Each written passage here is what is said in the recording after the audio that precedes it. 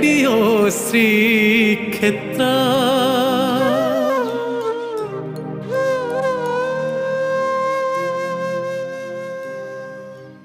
Radio ଶ୍ରୀକ୍ଷେତ୍ରର ଏହି ସ୍ୱତନ୍ତ୍ର ଅର୍ଘ୍ୟ ରଥ ସପ୍ତକର ଚତୁର୍ଥ ଭାଗ ରଥ ପ୍ରସ୍ଥାନକୁ ଆମର ଆତ୍ମୀୟ ଶ୍ରୋତାମାନଙ୍କୁ ସ୍ୱାଗତ ଜଣାଇବା ସହିତ ଶ୍ରଦ୍ଧା ସମ୍ମାନ ଏବଂ ଶୁଭେଚ୍ଛା ଜଣାଇ ଆରମ୍ଭ କରୁଛୁ ବହୁଳ ଭାବେ ଆଦୃତି ଲାଭ କରିଥିବା ଆପଣମାନଙ୍କର ପ୍ରିୟ କାର୍ଯ୍ୟକ୍ରମ ରଥ ସପ୍ତକ, ଯାହାର ସ୍ରଷ୍ଟା ହେଉଛନ୍ତି ବରଣ୍ୟ ସାହିତ୍ୟିକ ଶ୍ରୀ ଚନ୍ଦ୍ରଶେଖର ରଥ। ରଥ ସପ୍ତକର ଭାବନାକୁ ଆତ୍ମସ୍ଥ କରିବା ପାଇଁ ପ୍ରଭୁ ଶ୍ରୀ ଜଗନ୍ନାଥଙ୍କୁ ପ୍ରାର୍ଥନା କରି ଲେଖକଙ୍କୁ ପ୍ରଣାମ ଜଣାଇ ଆରମ୍ଭ କରୁଛି ରଥ ସପ୍ତକର ଚତୁର୍ଥ ଭାଗ ରଥ ପ୍ରସ୍ଥାନ। ପରମ ପାବନ ମୁହୂର୍ତ୍ତରେ ରଥାରୂଢ଼ ହୋଇ ଶୋଭା ପାଉଛନ୍ତି ବାମନ ବିଷ୍ଣୁ। ଅସମ୍ଭବ ସମ୍ଭବିଲା ପରି ବେଦାନ୍ତ ବେଦ୍ୟ ପୁରୁଷ ପ୍ରକଟ ହୋଇଛନ୍ତି ଅର୍ଦ୍ଧାକାଶରେ। ବଡ଼ଦାଣ୍ଡରେ ଅଗଣିତ ଭକ୍ତଜନଙ୍କର ଭାବ ସମୁଦ୍ରରେ ଚନ୍ଦ୍ରୋଦୟ ଘଟିଛି। ଉଲ୍ଲସିତ ପଦ୍ମବନରେ ଉଦୟ ହୋଇଛନ୍ତି ସବିତା, ପ୍ରଭୁ ବିଜେ ହୋଇଛନ୍ତି। ଧରଣୀ ମଣ୍ଡିଲା ପରାଏ ହୋଇଛନ୍ତି କି ଉଭା, ଧଳା କଳା ବେନି ଭାଇଗୋ ଦୁହେଁ ଦୁହିଁକି ଶୋଭା। ଚାତକର ଆକାଶକୁ ଆଚ୍ଛନ୍ନ କରି ରଖିଛି ମଧୁକ୍ଷରା କାଦମ୍ବିନୀ। ଦୁଗ୍ଧମ୍ଭରା ଗାଭି ପରି ଅହେତୁକୀ କୃପା ଆଦି ପ୍ରଣବ ରୂପରେ ଟଳମଳ ହେଉଛନ୍ତି। ଅହୋଭାଗ୍ୟ ମଣୁଛନ୍ତି କୃତାର୍ଥ ଭକ୍ତଜନେ।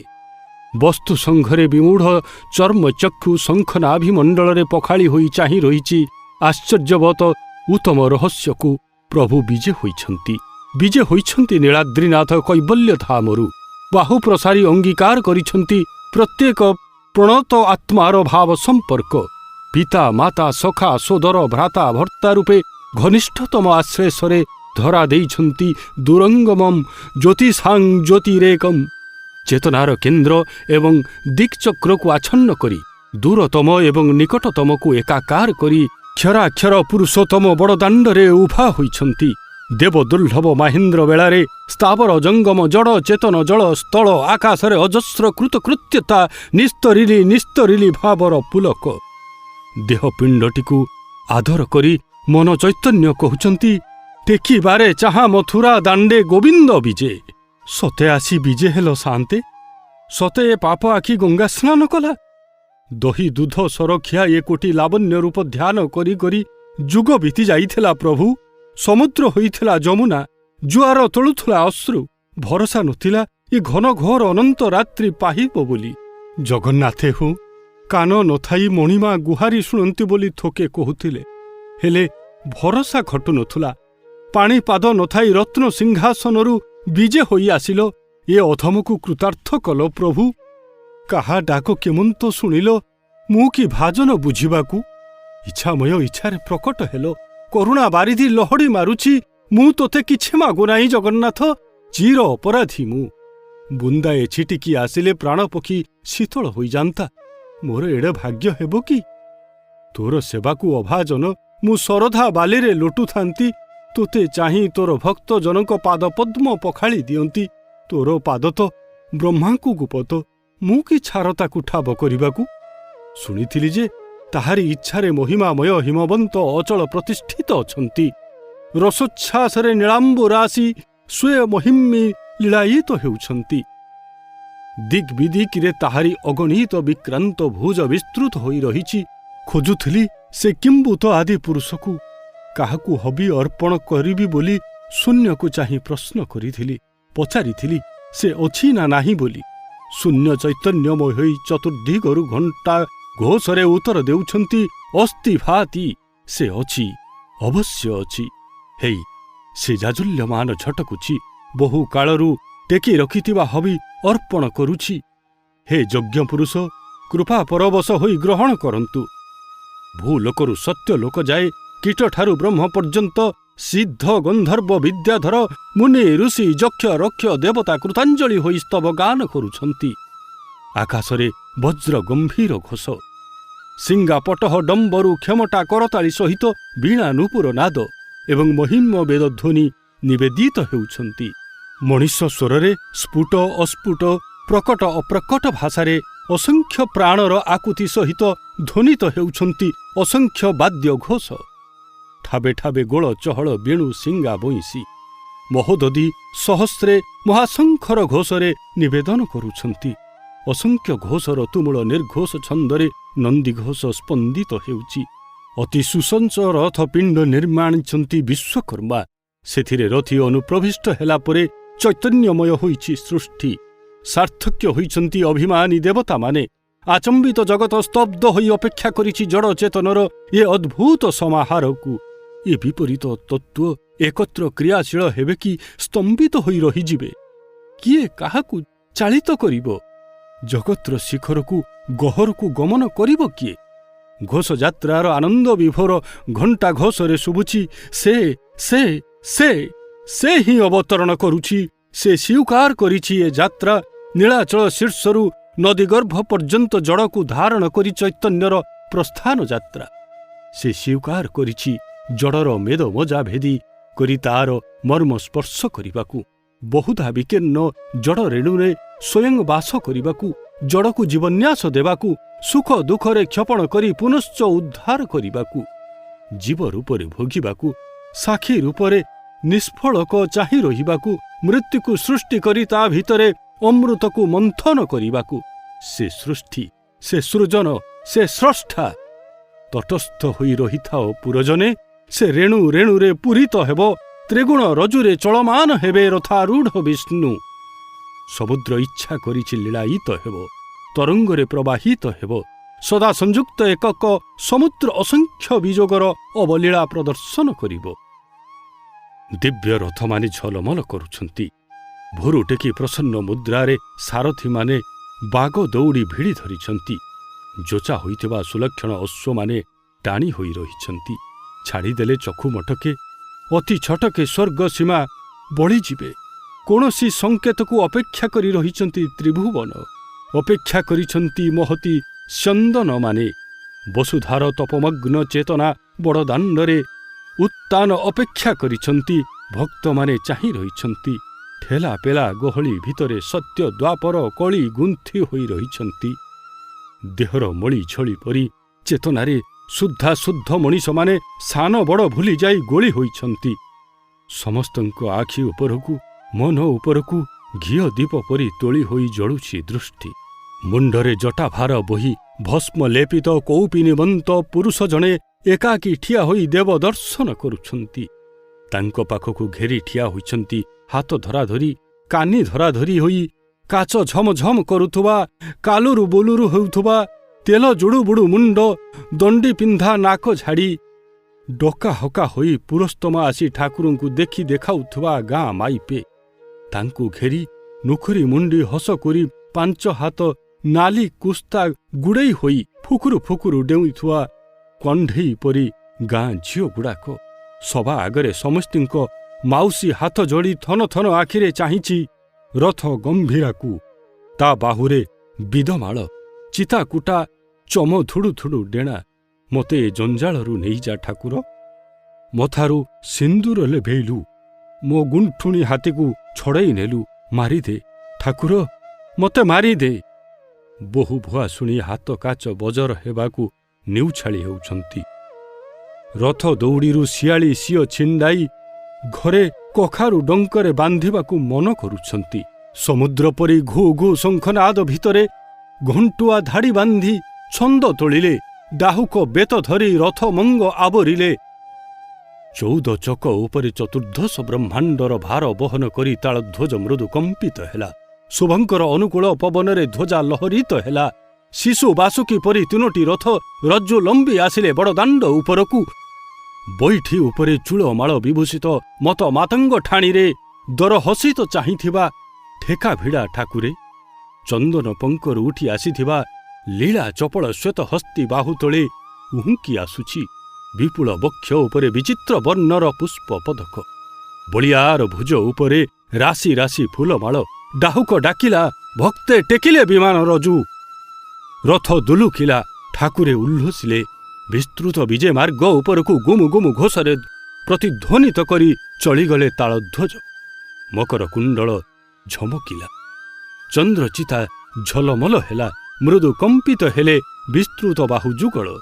ଥାଣୁ ପୁରୁଷ ଗତି ଛନ୍ଦରେ ଆମୋଦିତ ହେଲେ। ସକଳ ଦିଗକୁ ଅତିକ୍ରମ କରିଥିବା ଅନନ୍ତ ଉଚ୍ଚ ନିଚ ଭୂମିର ଦୋଳନରେ ସ୍ପନ୍ଦିତ ହେଲେ। ଅଳକନନ୍ଦାଙ୍କର ବିଶୁଦ୍ଧ ଧାର ପରି ଓହ୍ଲାଇ ଯାଉଛନ୍ତି ରଥାରୋହୀ ବଡ଼ ଠାକୁରେ। ବ୍ରଜଦାଣ୍ଡରେ ସୁଦ୍ଧା ଜାମୁଡାଳି ନାଚରୁ କରଛଡ଼ା ଦେଇ ଲାଜକୁଳା କଲଭ ପରି ଆପଣ ବିଜେ ହେବା ମୁନିଜନମାନେ ଦେଖିଛନ୍ତି। ଚପଳ ହେଲେ ଉଦ୍ୟତ ଲାଙ୍ଗଳ ସଂଗ୍ରାମୀ ରୂପରେ ଆପଣ ଯୁଦ୍ଧଭୂମିକୁ ମର୍ଦ୍ଦନ କରିବା କଥା ଦେବତାମାନେ ସାକ୍ଷ୍ୟଦାନ କରନ୍ତି। ମହାକାଶ କମ୍ପିତ ହୋଇ ଜାଣନ୍ତି ନାହିଁ। ହେ ଅନନ୍ତ ମହାପ୍ରଭୁ, ଲୀଳା ମଧୁର ହୋଇ ଅନୁଗତମାନଙ୍କ ଦ୍ୱାରା ଆକର୍ଷିତ ତାଳଧ୍ୱଜର ମୃଦୁ କମ୍ପନକୁ ଆପଣ କୌତୁକ ମଣି ସଲ୍ଲଜ ସ୍ୱୀକାର କରୁଥିବା ଦୃଶ୍ୟର ପଟାନ୍ତର ନାହିଁ। ମଣିମା, ଅଚଳ ଚଳିବାର ଏ ଚଳାଚଳ ଦୃଶ୍ୟର ପଟାନ୍ତର ନାହିଁ। ବିଶୁଦ୍ଧ ଗଙ୍ଗାଧାର ସହିତ ତ୍ରିବେଣୀ ସଙ୍ଗମରେ ସୁକ୍ତିମତୀ ସରସ୍ୱତୀ ପରି ଦେବଦଳନ ପ୍ରବାହିତ ହେଉଛନ୍ତି। କାନ୍ତି ଦ୍ୟୁତି ଶକ୍ତି ଦ୍ୱାଦଶ ଆଦିତ୍ୟଙ୍କ ତେଜରେ ବିଚ୍ଛୁରିତ ହୋଇଯାଉଛନ୍ତି ଅନନ୍ତ ବ୍ରହ୍ମାଣ୍ଡରେ। ମହାଶୂନ୍ୟରେ ଆଦ୍ୟାଶକ୍ତିଙ୍କର ସଞ୍ଚାର ହେବା ସୃଷ୍ଟିର ଆଦିମତମ ସୂଚନା। ଇଚ୍ଛାରେ ତରଙ୍ଗ ସୃଷ୍ଟି ହେଲା ପରି ସୁବର୍ଣ୍ଣବର୍ଣ୍ଣା ସୁଭଦ୍ରା ବିଚିତ୍ର ଛନ୍ଦରେ ଦୋଳାୟିତ ହୋଇ ବଳରାମଙ୍କ ଅନୁବର୍ତ୍ତିନୀ ହୋଇଛନ୍ତି। ଅବତରଣ କରୁଛନ୍ତି ସ୍ୱୟଂ ମାହେଶ୍ୱରୀ। ତପସ୍ୟାର ଶୁଦ୍ଧ ଗାମ୍ଭୀର୍ଯ୍ୟ ପରେ ସମ୍ବତ୍ସରମାନଙ୍କୁ ଗର୍ଭରେ ଧାରଣ କରି କାଳରାତ୍ରି ଅବତରଣ କରୁଛନ୍ତି। ଅନନ୍ତ ଜ୍ୟୋତିର୍ମୟୀ, ଅନନ୍ତ ଶକ୍ତିମୟୀ, ତେଜୋମୟୀ ବିଶ୍ୱଜନନୀ ସୁଭଦ୍ରେ, ତୁମର ଅନନ୍ତ ଯାତ୍ରା ପଦ୍ମମଣ୍ଡିତ ହେଉ। ତୁମର ସ୍ପର୍ଶରେ ଜଡ଼ର ଜାଡ୍ୟ ଅପସାରିତ ହେଉ। ସେ ବିଚାରବନ୍ତ ଆସ୍ପୃହାବନ୍ତ ହେଉ। ଆଡ଼ ହୋଇଯାଅ ଯେ ଯେଉଁଠି ଅଛ। ହୋ ବଡ଼ ଦାଣ୍ଡିଆ ଭଗତେ, ମାଲିକେ ବିଜେ ହେଉଛନ୍ତି। ନନ୍ଦୀ ଡାକିଲାଣି ଶୂନ୍ୟରେ, ଦକ୍ଷିଣା ପବନରେ ନେତ ଉଡ଼ିଲାଣି। ତ୍ରିଗୁଣ ରଜୁକୁ ଆଣ୍ଟେ ଭିଡ଼ି ଧରିଥାଅ ଭଗତେ। ଦିଶୁଥାଉ ତୁମେ ତାଙ୍କୁ ବାନ୍ଧିଛ ବୋଲି, ଦିଶୁଥାଉ ତୁମେ ତାଙ୍କୁ ଚଢ଼ାଉଛ ବୋଲି। ଅନେକ ହୁନ୍ଦର ଜାଣିଥିବା କୂଟ କପଟିଆ ନାଟର ଗୋବର୍ଦ୍ଧନ ସେ। ଆଖି ମିଟିକା ମାରି ଚାହିଁଲେ ଜଣାଯିବ। ତ୍ରିଗୁଣ ରଜୁ କରେ ଧରି ମୃଗୀ ନଚାଏ ନରହରି। ଷୋଳ ଚକ ରାଉ ରାଉ ଡାକୁଛି। ମନ୍ଦର ଗିରି ପରି ନନ୍ଦିଘୋଷ ଗୁମୁ ଗୁମୁ କମ୍ପୁଛି। ଅବ୍ୟକ୍ତ ସନାତନ ବ୍ୟକ୍ତ ଭୂମିରେ ପ୍ରବେଶ କରୁଛନ୍ତି। ଉଦେ ହେଉଛନ୍ତି ସୂର୍ଯ୍ୟ। ସେ ଅବତରଣ ନ କଲେ ଉତ୍ତରଣର ମାର୍ଗ ଦିଶିବ ନାହିଁ। ସଂସାରର ସବୁଠାରୁ କଠିନତମ ଗ୍ରନ୍ଥି ସେ ଭେଦିଯିବ। ସବୁଠାରୁ ଦୁର୍ବହ ସୁଖ ଦୁଃଖର ଭାର ସେ ନିଜେ ବହନ କରିବ। ଦୁର୍ଲଙ୍ଘ୍ୟ ସଙ୍କଟ ପାରି ହୋଇଯିବ। ସଂସାରର ଅପରିମେୟ ଜ୍ୱଳମାନ ଯଜ୍ଞକୁଣ୍ଡରେ ପରମ ପୁରୁଷ ପଶୁ ପରି ପ୍ରକ୍ଷଣ ହୋଇଯିବ। ନହେଲେ ଜଗତ ଉଦ୍ଧାର ହେବ କିପରି? ସେ ସ୍ୱେଚ୍ଛାରେ ଅବତରଣ କରୁଛି। ଆଡ଼ ହୋଇଯାଅ, ରହିଯାଅ ଏ ମହାରଜ୍ୟରେ ଗୁନ୍ଥି ହୋଇ। ତୁମେ କି ଭିଡ଼ିବ ରଥ? ପ୍ରତି ସ୍ପର୍ଶରେ 16 ପାଖୁଡ଼ା ପଦ୍ମ ଉକୁଟାଇ ସେ ନିଜେ ଗଡ଼ିଯିବ ନୀଳାଦ୍ରି ଶିଖରରୁ ଶରଧା ବାଲି ଯାଏ। ଅପ୍ରାକୃତିକ ପ୍ରେମ ମୂର୍ତ୍ତି ମଧୁବର୍ଷା କରୁଛନ୍ତି ନନ୍ଦୀ ଘୋଷ ଉପରୁ। ମହାଭାବର ଯମୁନା ବହି ଯାଉଛି ରଥ ପ୍ରବାହରେ। ପ୍ରେମରେ ଢଳ ଢଳ ଲାବଣ୍ୟ ନିଧି ନାନା ବିଚିତ୍ର ଭଙ୍ଗୀରେ ଝୁଲୁଛନ୍ତି। ରଥ ଦୋହଲୁଛି ବିଚିତ୍ର ଭଙ୍ଗୀରେ। ଲାଜ ଭୟ ଅଭିମାନ ତେଜି କୁଢ଼େଇ ହୋଇ ପଡ଼ିଛନ୍ତି ଲକ୍ଷ ଲକ୍ଷ ଅନୁଗତ ଭକ୍ତ। ଯମୁନାରେ ନିବାରଣର ଠିଆ ହୋଇଛନ୍ତି ବିମୁଗ୍ଧ ଆତ୍ମାଗୁଡ଼ିକ। ଯେ ଯେତେ କୁହନ୍ତୁ ନିନ୍ଦାକୁ ବଚନ, ଗଣ୍ଠି ଧନ ମୋର କାଳିଆ କାଞ୍ଚନ। ମୁଁ ତ କିଣା କିଙ୍କରି ତାହାର ଲୋ, ମୁଁ ତ କୂଳରୁ ହେଲି ବାହାର ଲୋ। ତାଙ୍କୁ ଚାହିଁ ହସୁଛନ୍ତି ଚିର ଚୋରା ଗୋପୀନାଥ। ନାନା ରୂପରେ ନିର୍ମୋକ ଖସି ପଡ଼ିଲେ ନାନାତ୍ୱର ପ୍ରତ୍ୟୟ ଓଦା ଲୁଗା ପରି ଖସି ପଡ଼ିଲେ। ସର୍ବତ୍ର ସେଇ ଢଳ ଢଳ ଦୁଇଟି ଚୈତନ୍ୟ ଚିହ୍ନ ମାତ୍ର ଚକା ଆଖି ଚାହିଁ ରହିଛି। ମହାତ୍ମାଙ୍କୁ ଦିଶୁଛି ରଥ ସେହି, ରଥି ସେହି, ସାରଥି ଅଶ୍ୱ, ଅଶ୍ୱ ରଜୁ ସେହି। ରଥ ଦୌଡ଼ି ଦୌଡ଼ି ଧରିଥିବା ଅସଂଖ୍ୟ ନର ନାରୀ, ବିଜେ ଦାଣ୍ଡ ନବର ଅଟାଳି ସବୁ ସେହି। ସର୍ବତ୍ର ବାସୁଦେବ, ସର୍ବମୟ ବାସୁଦେବ। ମୁହଁ ମେଲେଇ ଦେଲେ ଗର୍ଭରେ 14 ବ୍ରହ୍ମାଣ୍ଡ ଲହଡ଼ି ମାରୁଛି। ମୁହୂର୍ତ୍ତକେ ପୁଣି ଲହଡ଼ି ଭାଙ୍ଗି ଖଣ୍ଡ ଖଣ୍ଡ ହୋଇ ଚୁରି ହୋଇଯାଉଛି। ବଡ଼ଦାଣ୍ଡରେ ରଥ ବିଜେ, ରଥ ଉପରେ ପ୍ରଭୁ ବିଜେ। ପରିଚିତ ଛନ୍ଦରେ ସଂସାର ପୁଣି ଚାଲିଛି। ପ୍ରଭୁ ଅବତରଣ କରୁଛନ୍ତି ଜଗତ ପ୍ରବାହର ଜଡ଼ଭୂମିକୁ। ଲୀଳା ପ୍ରବଣ, କରୁଣା ପ୍ରବଣ ହୋଇଛନ୍ତି ଜଗନ୍ନାଥ। ଅଗାଧ ଜଳରାଶିରେ ବୁଡ଼ିଗଲି ପ୍ରଭୁ। ମୋର ଚେତନା ମିହମାନ, ବୁଦ୍ଧି ବିବେକ ମନ ଜ୍ଞାନ ସବୁ ବିନିଷ୍ଟ।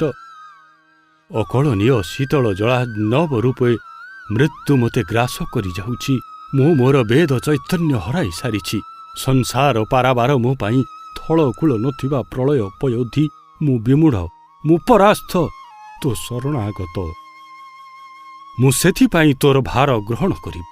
ଜଳରେ ମହାକାଳ ଜଳଚର ହୋଇ ବିଚରଣ କରିବି। ଆଲୋଡ଼ନ କରିବି ପ୍ରଳୟ ଜଳରାଶିର ଦିଗ୍ ବିଦି। ଆକୁଳାୟିତ କରିବି ସମୁଦ୍ର। ତୋର ଅପହୃତ ଚୈତନ୍ୟ ଉଦ୍ଧାର କରିବି, ବେଦ ଉଦ୍ଧାର କରିବି। ମୋତେ ଦୁର୍ବଳ କ୍ଷୁଦ୍ର ଜୀବ କରି ଗଢ଼ିଲୁ। ମୋ ଉପରେ ଜନ୍ମ ମୃତ୍ୟୁ ଜରା ବ୍ୟାଧିର ବିନ୍ଧ୍ୟାଚଳ ମଡ଼େଇ ହୋଇ ପଡ଼ିଛି। ଏ ବିପୁଳା ପୃଥିବୀର ଗୁରୁଭାର ମୋ ଚେତନାର ଲୁତା ଜାଲରେ ସମ୍ଭାଳି ବିଞ୍ଚିବାକୁ ମୁଁ ସମର୍ଥ ନୁହେଁ। ମୁଁ ପେଶୀ ହୋଇଗଲି ପ୍ରଭୁ। ଅକୁଳାନ ଦୁଃଖର ମୃତ୍ୟୁ ଭାର ତଳେ ମୋର ସମଗ୍ର ପୃଥିବୀ ଗଳି ପଡ଼ୁଛି ଅତଳ ଶୂନ୍ୟକୁ। ମୁଁ ମୋର କମଠ ପୃଷ୍ଠରେ ଏ ସମସ୍ତ ଗୁରୁଭାର ଧରଣୀ ଧାରଣ କରିବି। ଶୂନ୍ୟକୁ ଆବରିବି ମୋର ମହାକାୟ ବିସ୍ତାର କରି। ଦନ୍ତାଗ୍ରେ ତୋଳି ଧରିବି ଏ ଭାସମାନ ପୃଥ୍ୱୀ। ତୋତେ ରଖିବି, ଅବଶ୍ୟ ରଖିବି। କିପରି ରଖିବୁ ଜଗନ୍ନାଥ? ତୋର ନିର୍ଦ୍ଦେଶରେ ଯେ ମୋତେ ପାଳନ କରିଥାନ୍ତା, ସେ ମୋର ପୋଷଣକର୍ତ୍ତା।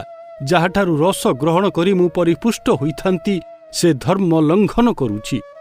ମୁଁ ଜାଣିଥିଲି ତୁ ହିଁ ଏକମାତ୍ର କର୍ତ୍ତା। ଏ ସଂସାର ତୋର ଖେଳଘର। ତୋର ଅନୁଗତ ହେବାରେ ଅପରାଧ ଅର୍ଜିଲି। ଜାଣିନଥିଲି ତୋର ସଂସାରରେ ତୋତେ ବିରୋଧ କରି ଏତେ ବଡ଼ ଅପଶକ୍ତି ମୋତେ ଘେରି ରହିଛି। ମୁଁ ଦୁର୍ବଳ ଶିଶୁ ପରି ଅସହାୟ। ସେ ମୋତେ ମାରିଦେଉ, ମୋର ଦୁଃଖ ନାହିଁ। ସେ ତୋତେ ଅସ୍ୱୀକାର କରୁଛି, ଅପ୍ରମାଣିତ କରୁଛି। ତୁ କେଉଁଠି ଅଛୁ ପ୍ରଭୁ? ପ୍ରକଟ ହୁଅ, ମୋର ଦୁଃଖ ନାଶ କର। ମୁଁ ଜଳ ସ୍ଥଳ ଆକାଶରେ ପରିପୂର୍ଣ୍ଣ ହୋଇ ରହିଛି। ସବୁ ଘଟରେ ମୁଁ ହିଁ ବିଦ୍ୟମାନ। ମୁଁ ଏକଦା ଏ ସୃଷ୍ଟିର ମୂର୍ଦ୍ଧା ବିଦୀର୍ଣ୍ଣ କରି ପ୍ରବେଶ କରିଥିଲି। ଜଡ଼ ସ୍ତମ୍ଭକୁ ବିଦାରଣ କରି ମୁଁ ପ୍ରକଟ ହେବି। ମୋର ହୁଙ୍କାରରେ ସେ ମୂର୍ଚ୍ଛିତ ହେବ। ମୁଁ ତାକୁ ବିଦୀର୍ଣ୍ଣ କରି ତା ଭିତରୁ ନିର୍ଗତ ହେବି। ତୁ ଦୁର୍ବଳ ଶିଶୁ ନୁହଁ, ତୁ ଅସହାୟ ନୁହେଁ। କାହାର ସାହସ ଅଛି ତୋର କେଶାଗ୍ର ସ୍ପର୍ଶ କରିବ? ତୁ ମୋର ପ୍ରଣତ ଭକ୍ତ। ଆ ମୋ କୋଳକୁ, ମୁଁ ତୋତେ ଲେହନ କରିବି। ତୋର ଦୁଃଖ କ୍ଲେଶ ଅସହାୟତାକୁ ଲେହନ କରି ନିଶ୍ଚିହ୍ନ କରିଦେବି। ମୋ ଖର୍ବ, ମୋ ସଂକୀର୍ଣ୍ଣ ସୀମା ଭିତରେ ଅପ୍ରସାରିତ ଆତ୍ମା। ମୋର ବିସ୍ତାର ନାହିଁ। ମୁଁ କାର୍ପଣ୍ୟ ଦୋଷରେ ମ୍ରିୟମାଣ। ତୋର ଭୂମା ବିଭୂତି ମୋ ପାଇଁ କେବଳ ଅସମ୍ଭବ ବିଶ୍ୱାସ। ଏଭଳି ରୁନ୍ଧି ରଖିଥିବା ସୀମା ଭିତରୁ କିପରି ଅସୀମର ବିସ୍ତାର ସମ୍ଭବ? ମୋର ଅସ୍ପୃଶା ନାହିଁ। ମୋର ଚେତନାରେ ଖର୍ବର ଛାୟା। ମୁଁ ଦ୍ୱନ୍ଦ୍ୱ, ସଂଶୟ, ଅବିଶ୍ୱାସରେ ସାଙ୍କୁଡ଼ି ଯାଉଛି। ପ୍ରଭୁ, ମୋତେ ଉନ୍ମୁକ୍ତ କର, ରକ୍ଷା କର ଏ ବାମନତ୍ୱରୁ। କିଏ ବାମନ? ଅଣୁରୁ ଅଣିୟାନ, ମହତ୍ରୁ ମହିୟାନ, ଏକ ଏବଂ ଅଭିନ୍ନ ସତ୍ତା। ମୁଁ ତୋତେ ତୋର ଖର୍ବ ଅବିଦ୍ୟାରୁ ମୁକ୍ତ କରିବି। ଖର୍ବରୂପ ଭିତରୁ ସ୍ୱର୍ଗ ମର୍ତ୍ତ୍ୟ ପାତାଳକୁ ଆଚ୍ଛନ୍ନ କରି ବିକ୍ରମୀ ଯିବି। ଭୂତ ଭବିଷ୍ୟତ ବର୍ତ୍ତମାନକୁ ସ୍ତମ୍ଭିତ କରି ସମଗ୍ର ବିଶ୍ୱକୁ ଲୋମକୂପରେ ଧାରଣ କରିବି। ତୁ ଭୂମା, ତୁ ତ୍ରିବିକ୍ରମ, ତୁ ହିଁ ଅଖଣ୍ଡୈକ ଚିନ୍ମୟ ସତ୍ତା।